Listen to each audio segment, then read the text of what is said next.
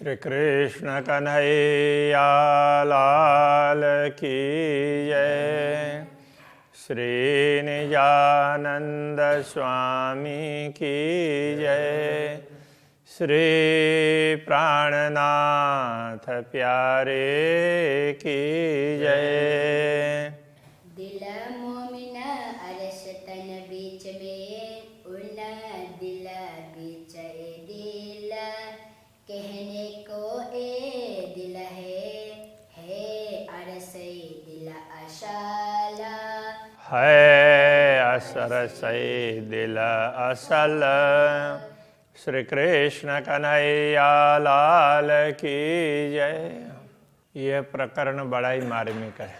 इसकी एक एक चौपाइयों का भाव अति उत्तम है। वैसे तो तारतम सागर की सभी चौपाइयाँ उत्तम भाव रखती है, फिर भी इसमें कई रहस्य स्पष्ट होते हैं, इसलिए इसको कलश का भी कलश ये नाम दिया है।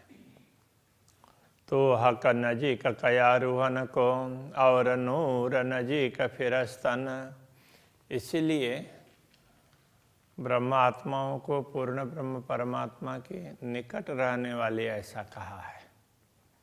उसी प्रकार ईश्वरीय सृष्टि को भी अक्षर ब्रह्म के निकट रहने वाली ऐसा कहा है। और आम खलक देखन को जो कहे जुल्मत चेतन।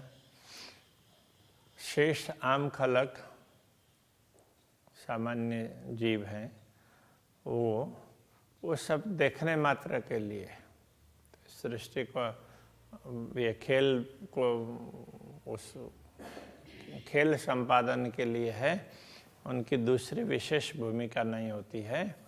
जो कहे जुल्मत से तन, तो जिनका असली दिव्य धाम में नहीं है तो तो शून्य निराकार को असली समझते हैं, इस प्रकार कहा है। तो कुछ ग्रंथों में ऐसा कहा है, सभी ग्रंथों में इस प्रकार से नहीं है। ये तीनों गिरो कही जायरा पर ये बीच मार्फत रहा। तो ये तीनों प्रकार की आत्माएं, तीनों प्रकार की आत्माओं का समूह स्पष्ट रूप से बताया गया है। उनमें से एक का तात्पर्य यहाँ ब्रह्म सृष्टि। तो ये बीच मार्फत रहा, मार्फत रहा के बीच में, मार्फत रहा का तात्पर्य पूर्ण ब्रह्म परमात्मा की पहचान के मार्ग के अंतर्गत ब्रह्मात्मा ही हैं, वही पहचानती है। ए कलाम अल्लाह में बेवरा यूं ही कया रूह अल्लाह। तो अल्लाह कलाम में इस प्रकार का विवरण दिया है। अब अल्लाह कलाम कहेंगे तो मुसलमानों के लिए अल्लाह कलाम कुरान, कतेब ग्रंथ, और सनातन हिंदू धर्मावलंबी के लिए ब्राह्मी वचन, जितने भी श्रुति ग्रंथ वगैरह हैं, श्रुति स्मृति पुराण, तो ये है। अब कतेब परंपरा में उसमें भी काफ़ी विभाजन है। मुस्लिम अलग मानते हैं, क्रिश्चियन अलग मानते हैं, यहूदी अलग मानते हैं, वो एक ही परंपरा। तो इसी प्रकार से सनातन धर्म में भी विभिन्न प्रकार के विभाग हैं। तो उनमें तो थोड़ा थोड़ा मत अंतर है, किंतु सभी श्रुति स्मृति और पुराण से परिचित हैं और सबको उनका प्रमाण चाहिए होता है। इसलिए कहते हैं, तो ये धर्म ग्रंथों में, वेद कतेब आदि ग्रंथों में इस प्रकार का विवरण दिया है। यूं ही कया रूह अल्लाह। तो इस बात को सदगुरु श्री देवचंद्र जी ने प्रकट होकर के स्पष्ट करके बता दिया। बाकी तो लिखा तो पहले से ही था, तो उसको स्पष्ट करने वाले तो कोई चाहिए ना। तो सतगुरु ने ये किया है। पर आम खलक ना समझे जाके पैदाश कही जुल्मत, जिनकी उत्पत्ति ही शून्य निराकार से जो लोग अपनी उत्पत्ति अपना मूल ही शून्य निराकार मानते हैं, उनको इस विषय में पता नहीं चलता है। इल्म लुदन्नी से जानत रुआ मोमिन बीच बाहेदत। तो ब्रह्मात्माएं कैसी है कि अद्वैत भूमिका के रहने वाली है, इसलिए उनको ही ब्रह्म ज्ञान तारतम्य ज्ञान से इस बात की पहचान हो सकती है, वो समझ सकती है इस रहस्य को। इल्म नुक्ते की शाहिदी हक सूरत अरस मार्फत। इल्म नुक्ता कहने से तो इसको कते परंपरा में इल्म नुक्ता कहा, तो ये तारतम्य ज्ञान है। तारतम्य ज्ञान की ये साक्षी है कि हक सूरत अरस मार्फत, परब्रह्म परमात्मा का स्वरूप है, तो वो तो परब्रह्म परमात्मा का स्वरूप और परमधाम उन दोनों की पहचान होनी चाहिए। तो ये बात तारतम्य ज्ञान से स्पष्ट होती है, इन दोनों की पहचान तारतम्य ज्ञान से ही होती है। शास्त्रों में अलग अलग ग्रंथों में लिखा हुआ है, किंतु तारतम्य ज्ञान के बिना वो स्पष्ट नहीं हो पा रहा है। सो सब बातें फुरमान में, ये सारी बातें फुरमान में कहने से कई लोग तो सोचते हैं कि कुरान में, यहाँ केवल कुरान की बात नहीं है, जो भी धर्म ग्रंथ जिसमें परमात्मा की बातें कही गई है उनमें इस प्रकार की बातें कही है। खोले हक की सूरत हकीकत, तो इस हकीकत को, इस यथार्थता को तो रसूल मोहम्मद ने जो मोहम्मद के 3 स्वरूप की बात कही है, उसमें जो अंतिम स्वरूप है वो उसको बड़े स्पष्ट करके बता देंगे। तो इसलिए ये समझना होगा, जो शास्त्रों में, सब ग्रंथों में बहुत कुछ बातें बताई है, जिन जानो शास्त्रों में नहीं है, शास्त्रों में सब कुछ, पर जीव सृष्टि क्या जान ही, जाकी अकल है तुझ। तो ऐसा मत समझना कि शास्त्रों में लिखा नहीं है, सभी धर्म ग्रंथों में बहुत कुछ कहा गया है, किंतु जिनकी बुद्धि ही तुच्छ है, ऐसी दुनिया के लोग हैं, वो कैसे समझ पाएंगे। इसलिए वो उनको पढ़ भी लेते हैं, किंतु उनके पल्ले नहीं पड़ती है, अलग ही अर्थ निकाल लेते हैं। बसरी मल की और हकी जो कही मोहम्मद 3 सूरत, रसूल मोहम्मद ने बसरी मल की और हकी ऐसा करके जो 3 स्वरूप की बात कही थी। 2 देवे हक की शाहिदी फरदा रोज क़यामत, उनमें से 2 स्वरूप है, क़यामत के समय पर प्रकट होकर के इन सारी बातों की साक्षी देंगे, ऐसा भी कहा गया था। नबी नबूवत कुरान माजजा, ये 2 साबित होवे इनसे। नबी की नबूवत का तात्पर्य, जो लोग परमात्मा नबी कह करके पैगंबर को मानते हैं, पैगंबर का अर्थ होता है परमात्मा का संदेश देने वाले। जो भी परमात्मा का संदेश देने वाले महापुरुष हुए हैं, अवतारी पुरुष हुए हैं, जो महानुभाव हुए हैं सृष्टि के आदिकाल से लेकर के आज तक, तो ये सचमुच परब्रह्म परमात्मा की बात कर रहे हैं। तो इस प्रकार से उनके जो वो परमात्मा का संदेश देने वाला वो सिद्ध करना, और जो कुरान कहने से अल्लाह कलाम, तो शास्त्र वचन, उनमें जो रहस्य छिपे हुए हैं उनका स्पष्टीकरण करना, ये 2 साबित होवे इनसे। ये दोनों बातें इन्हीं महापुरुषों से स्पष्ट होंगी। तो ये कौन महापुरुष हैं, उनके लिए कहा ये सतगुरु श्री देवचंद्र जी महाराज और महामती श्री प्राणनाथ जी महाराज, उनसे ही ये बात सिद्ध होगी। कुरान न खुले बिना खिताब, खिताब के बिना, तो ये इन 2 को परब्रह्म परमात्मा की शक्ति आई है ऐसा माना गया है। तो वो उपाधि के बिना, तो ऐसी खिताब के बिना ये कुरान कहने का तात्पर्य तो परमात्मा के वचन वो स्पष्ट होने वाले नहीं है। ना तो लिखा सब इनमें, अन्यथा इन ग्रंथों में तो यद्यपि इन सारे ग्रंथों में लिखा ही है, लिखा तो था ही, किंतु ये स्वरूप प्रकट हो गए, उन्होंने सारे धर्म ग्रंथों का रहस्य स्पष्ट करके समझा दिया। इन शायद ये सब मिलस्य हिंदू या मुसलमान, इन्हीं साक्षी के द्वारा इन सब ऐसी अलग अलग प्रकार के साक्षियाँ जब स्पष्ट हो जाएंगी तो उस समय हिंदू अथवा मुसलमान उनमें जो परस्पर वैमनस्यता है वो दूर हो जाएगा और सब फिर मिल करके चलने लगेंगे। मुआ दज्जाल शव का कुफर, मुआ का अर्थ होता है मरा, दज्जाल मरा, शव का कुफर। दज्जाल क्या है? तो मुसलमान लोग तो दज्जाल को कोई अलग प्रकार का प्राणी ऐसा समझते हैं, वो आएगा और तुम्हारे नमाज में बाधा डालेगा, ऐसा कहा गया। नमाज का मतलब परमात्मा की स्तुति। तो वो नमाज पढ़ते हुए इधर उधर देखते हैं, कभी शैतान ना आ जाए, दज्जाल ना आ जाए। तो वास्तव में नमाज पढ़ते हुए ही देखना ऐसा नहीं है, हमेशा अलर्ट रहो कि तुम्हारी वृत्ति इधर उधर ना भटके। तो ये दज्जाल क्या है? तो इन्होंने हमेशा स्थूल वस्तु को ही देखा है, सूक्ष्म रूप से विचार नहीं किया।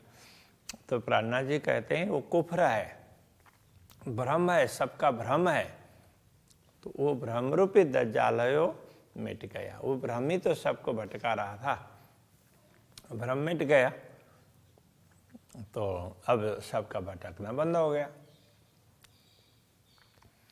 यूँ सब पाक हुए एक दिन, इस प्रकार भ्रम मिटने के बाद में सब लोग पवित्र होकर के एक ही परमात्मा के मार्ग पर चलेंगे।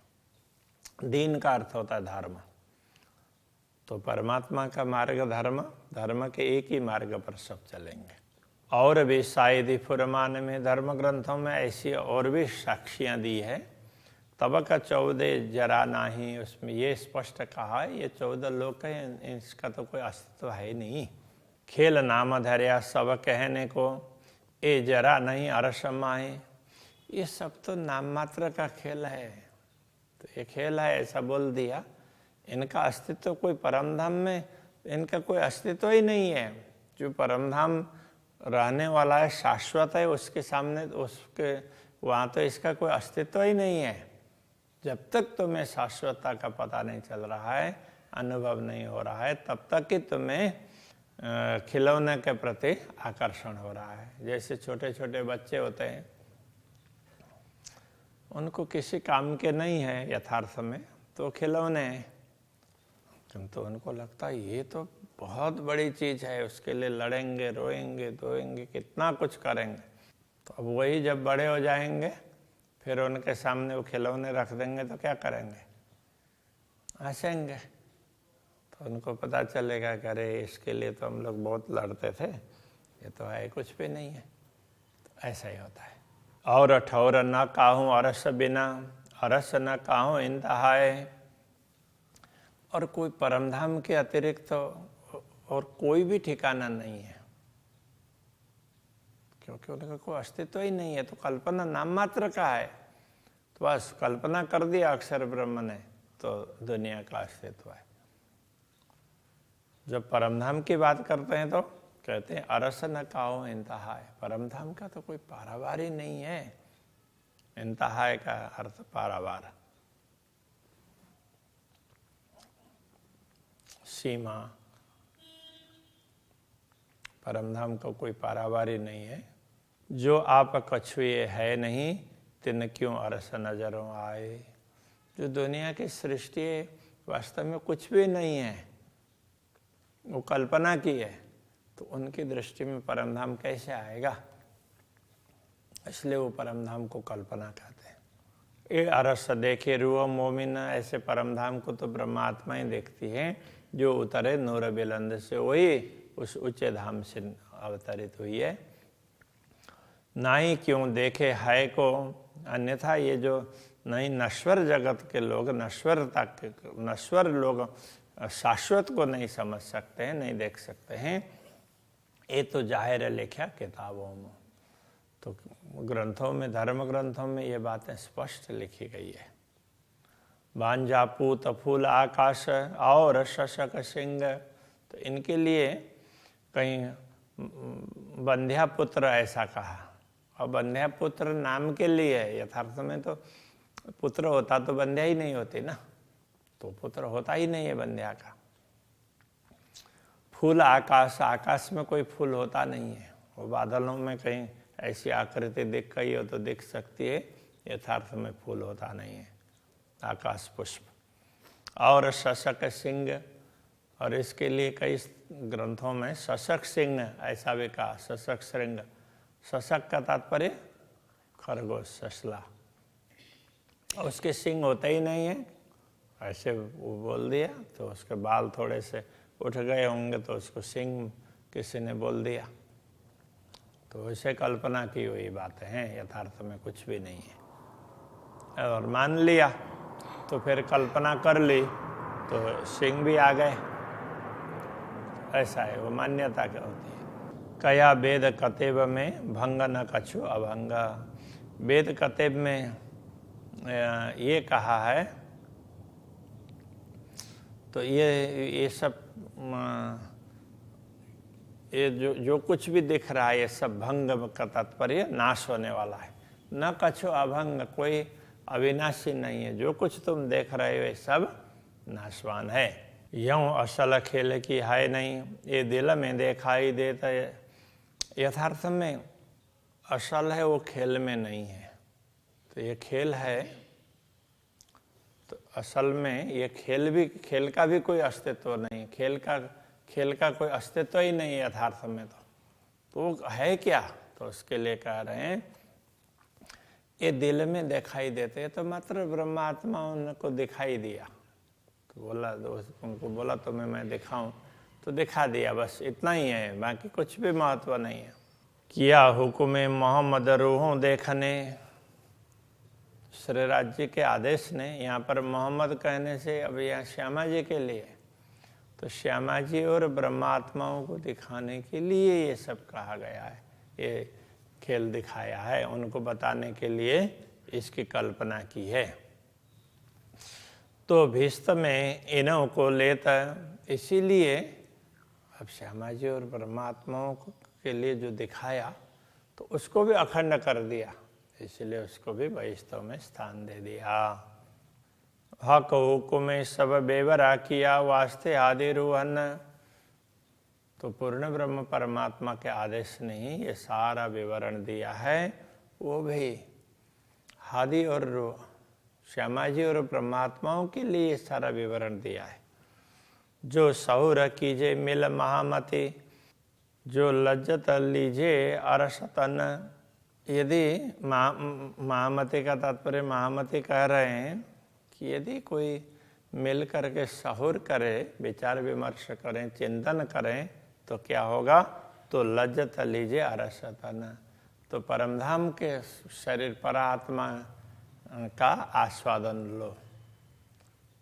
तो कहने का तात्पर्य परात्मा का अनुभव कर लो, तो हमारा मूल तो परात्मा है, तो बस उसकी दृष्टि से देख लो, तो हमेशा आनंद ही आनंद का अनुभव होगा। तो अभी यहीं रखते हैं। श्री कृष्ण कन्हैया लाल की जय। जो लज्जत लीजे अरसतना, जो लज्जत लीजे अरसतन, हक्का हुक्मे सब विवरा किया, हक़ों में सब बेवरा किया, वास्ते हादि रूहाना, वास्ते आदि रूहन। जो सहुर कीजे मिल महामति, सगुण कीजे मिल महामति, जो लज्जत लीजे अरसतना, जो लज्जत लीजे अरसतन, जो जो लजत लीजे अरसतन कृष्ण